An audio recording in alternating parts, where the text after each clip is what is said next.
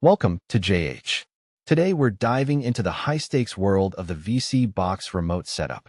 This little plastic wand is the heart of your streaming experience, allowing you to navigate apps and change channels without the grueling task of actually standing up.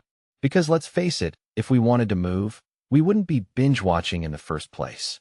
Understanding its full functionality ensures your setup is stress-free and prevents you from missing out on the features that make life slightly more convenient. First, let's feed the beast by inserting two AA batteries into the back compartment.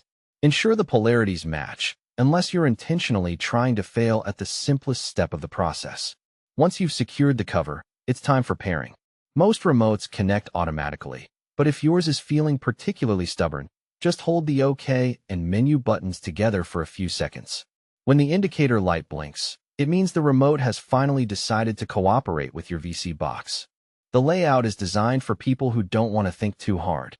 You have the power button for the obvious, the home button to escape back to the main screen, and navigation arrows for wandering through menus.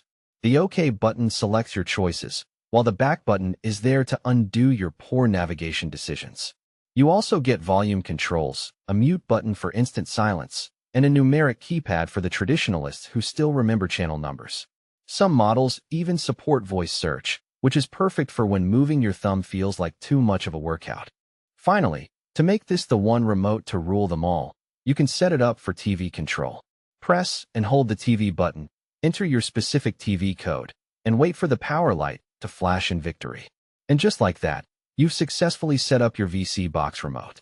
Now you can get back to what really matters, staring at a screen for several hours straight without moving a muscle.